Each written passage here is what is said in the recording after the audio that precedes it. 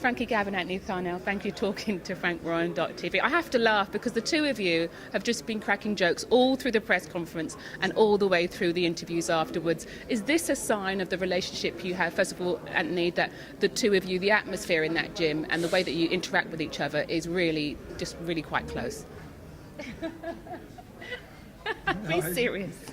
No, we train hard, and you've got boxing is a too strenuous sport not to relax and let your hair down. So after you've trained, you've got to have a laughing joke. You can't be serious all the time. Frankie, I know that during the press conference and afterwards in interviews, you make jokes about Anthony, about derogatory things, which we won't say now. But be serious. Tell him just now how important he is to you and how much you respect him. Yeah, he knows, doesn't he? I wouldn't have went to his gym if I never respected him. My aim was to train with the best professional coach in Great Britain, and I really believe I've done that. I mean, we do have jokes and that, and we do have laughs and that in the gym and that, but if I try and have a laugh when we're training, no one will laugh. We'll have to, then we have our jokes and that, but we train hard and we have a lot of fun. So I think, yeah, it's obviously going to be a really important part of me becoming a world champion. So there's two parts, isn't it, the training and the boxer.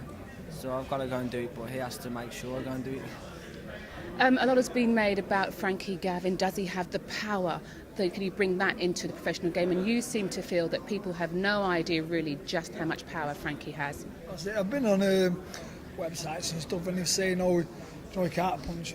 If you can't punch it, it's winning an amateur world champion. That's harder. Winning an amateur world title, it's only win an Olympic gold medal.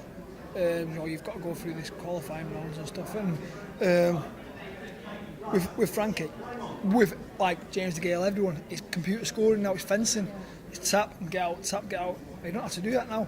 He can 1, 2, right, okay. He can mix them together. Then he can get out. He can put combinations together instead of getting one shot and getting out.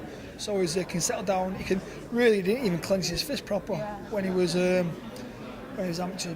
No, he was just flicking the shot out. He can turn his body into. He can turn his waist. He can clench his fist. So it's going to be very good. Frankie, everyone wants to know with you specifically, or the boxers, but you specifically, what weight you'll be fighting at. I'll be doing light welter. I had a good Christmas and that, so I'm not there now, but I will be there come fight time. And light welter definitely. February 28th, NI in Birmingham. It's a home fight. I'm going to ask you about that in a minute, but Anthony, how does it work now, the training programme, the programme between now and fight night? Just give us an overview of how you prepare those weeks coming up. It's the same most days. Some days it'll be harder than others. Some days it'll just be more technical work. Some days it'll be hard work, hard graft and sparring and on circuits. Some days it'll be all technical defence and stuff.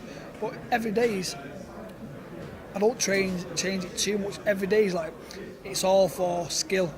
Oh, you get your fitness in with a skill. When you're doing your skill work, say your pads, you get your fitness on with that. So they'll be technically great, and the fitness will be better than anybody out there.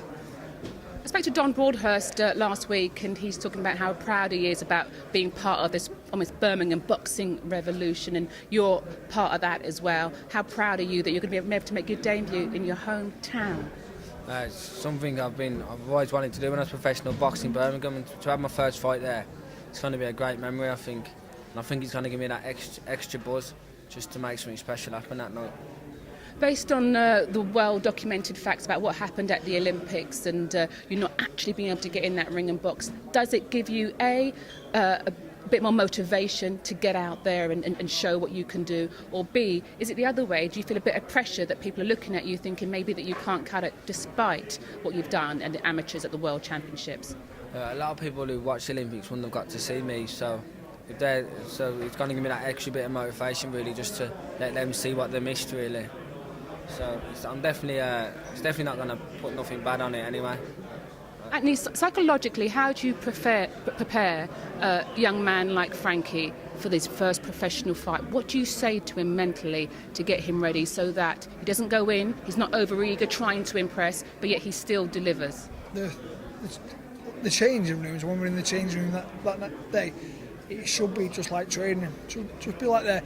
All he's doing is going out to spar and don't have no pressure on him. Don't change much. He's not changed much since he's been amateur. Just added onto it, and now don't like.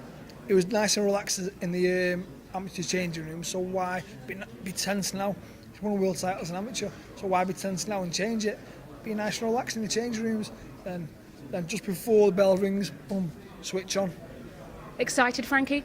Yeah, I'm really excited, and to keep me nice and relaxed, he said he's going to get you to give me a massage before my fights. So that's nothing telling me to keep me more relaxed than that, isn't it? You couldn't get through a straight interview, the pair of you, could you? Maybe a little stiff, but I'll be all right. Thank you very much, gentlemen. Thanks. Thanks. He's off his nut.